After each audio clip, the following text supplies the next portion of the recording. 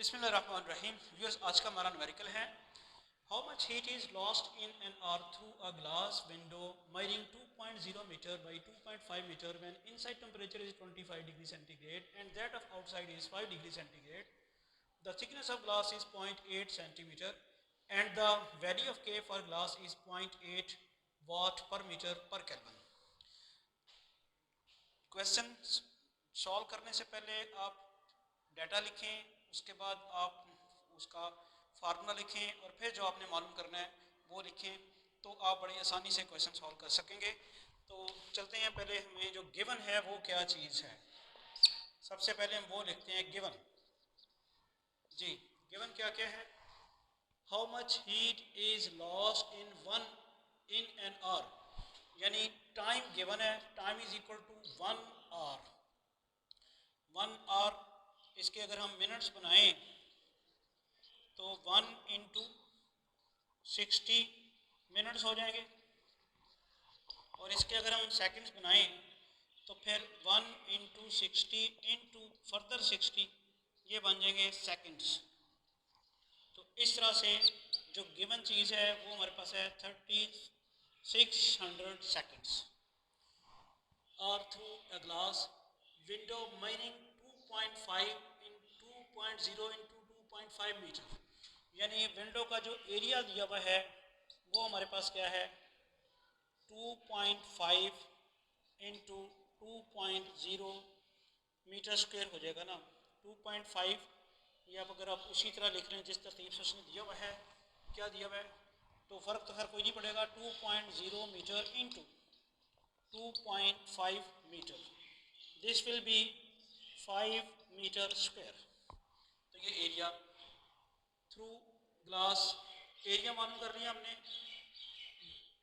Van inside temperature is, यानी यहाँ पे T1 जो है वो 25 डिग्री सेंटीग्रेड है, इसको केल्विन में कन्वर्ट करने के लिए 273 हम ऐड करेंगे तो ये आपके पास क्या बन जाएगा 298 kelvin inside temperature, and outside temperature 5 degree centigrade है। T2 क्या है 5 डिग्री सेंटीग्रेड, इसमें भी हम 273 ऐड करके इसको बनाएंगे 278 केल्विन। तो ये हमारे पास जो गिवन चीज़ें हैं वो हमने मालूम कर ली हैं, लिख ली हैं। अभी एक चीज़ रह गई है, thickness of glass is 0.8। Thickness आपको पता है कि L से डिनोट करते हैं, वो है 0.8 सेंटीमीटर। इसके मीटर बनाने के लिए हम इसको 100 पे डिवाइड करेंगे, 0.008 मीटर बन जाएगा। और फिर उसके बाद क्या है, and the value of the K for glass, यानी थर्मल कंडक्टिविटी ग्लास के लिए क्या दी हुई है, वो दी हुई है 0.8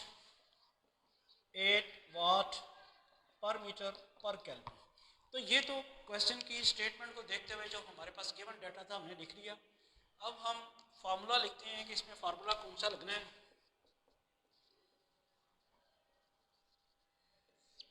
फार्मूला लगेगा rate of flow of heat Q over T is equal to K A into T1 minus T2 over L, ये फार्मूला है। और जो हमने फाइंड करना है, टू फाइंड, वो हमने फाइंड करना है Q, हीट मालूम करनी है। तो इसी फार्मूले से Q की वैल्यू क्या आएगी, ये वाला T जो है अगर राइट साइड पे ले जाएं हम तो ये बन जाएगा K into small t into A into T1 minus T2 over L। अब वैल्यूज़ डालनी शुरू कर देते हैं। वैल्यूज़ डालते वक्त ये ख्याल रखेंगे यूनिट्स भी साथ साथ डालते जाएं, तो उसका फ़ायदा ये होता है कि फिर यूनिट्स कैंसिल आउट हो जाती हैं और जो चीज़ आपने फाइंड करनी है उसकी एग्जैक्ट यूनिट आपके सामने आ जाती है। तो K की वैल्यू यूनिट्स में अगर आप लिखते हैं तो वो K क्या है 0.8 वाट पर मीटर पर केल्विन। इसके बाद टाइम कितना था 3600 सेकंड। इसके बाद एरिया कितना निकाला है आपने 5 मीटर स्क्वायर। इसके बाद T1 माइनस T2 अभी हमने फाइंड नहीं किया तो वो हम फाइंड कर लेते हैं या आपने अब चूँकि फाइंड नहीं किया तो यहाँ पे लिख लेते हैं हम क्या है 270 298 298 kelvin minus 278 kelvin divided by L. L आपके पास कितनी है? एल थिकनेस आपने फाइंड की थी 0.008 मीटर। अब ये देखिएगा कि ये जो मीटर स्क्वायर है, 1 मीटर स्क्वायर से कैंसिल होगा और 1 मीटर एम इनवर्स से कैंसिल होगा। उसके बाद आप देखिएगा कि केल्विन को भी कैंसिल करने से पहले थोड़ा सा सिंपलीफाई कर लेते हैं। तो हमारे पास Q जो आ गया वो आ गया 0.8 इंटू 3600 इंटू 5 इंटू ये क्या आ जाएगा 20।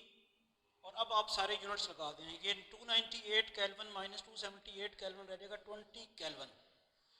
तो वैल्यूज लगाते हैं। सबसे पहले हमारे पास वाट है, उसके बाद के इनवर्स है और ये पे के, ये 20 के रह गया होगा केल्विन, और एक क्या है सेकंड डिवाइडेड बाई 0.008। तो अब ये केल्विन इनवर्स इस केल्विन से कैंसिल हो गया, तो जो Q बची हमारे पास वो बचा 0.8 into 3600 into 5 into 20 divided by 0.008 और यूनिट हमारे पास क्या बचती है वाट सेकंड। अब इसको यहाँ से कैलकुलेटर की मदद से भी की जा सकती है, लेकिन थोड़ी सी सिंपलीफिकेशन अगर आप कर लें तो तब भी ये की जा सकती है।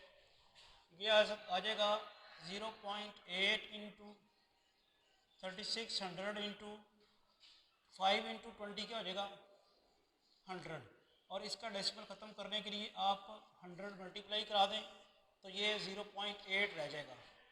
और जो वाट है उसकी यूनिट है जॉल पर सेकंड। ठीक है जी। तो ये हमारे पास 0.8 इसके साथ कैंसिल हो गया, ये आ गया 3600 इंटू ये मैं लिख सकता हूँ 10⁴ और एस इनवर्स एस के साथ कैंसिल होकर जॉल रह जाता है। इसको अगर आप साइंटिफिक नोटेशन में लिखेंगे तो फिर ये आ जाएगा 3.6 इंटू 10⁻7 जॉल। 7 कैसे बन गया? 10⁴ तो ऑलरेडी है। ये 10⁴ कहाँ से आया था? यहाँ से आया था। 100 इंटू 100 क्या बनता है 10⁴, और ये 10⁻³ और ऐड होगा, क्योंकि यहाँ अगर पॉइंट लगाएंगे तो उसके पहले आपके पास देखते हैं 1 2 3 डिजिट्स हैं, तो फिर 10⁻³ आ जाएगा। अगर आप इसकी फर्दर सिंप्लीफिकेशन करना चाहें तो ऐसे हो सकती है 3.6 इंटू 10⁻³ ये इसके लिए आ गया इंटू 10⁻⁴ जॉल। अब ये 10⁻³ और 10⁻⁴ ऐड होकर 10⁻�7 हो जाएगा। तो ये हमारा आंसर है। आखिर में आप अगर आंसर जो है वो हाईलाइट कर लें तो एग्जामिनर को पता चल जाता है कि इसने बच्चे ने क्वेश्चन मुकम्मल कर लिए। आपकी क्वेश्चन की प्रेजेंटेशन इस किस्म की होनी चाहिए कि पढ़ने वाले को कोई प्रॉब्लम ना हो।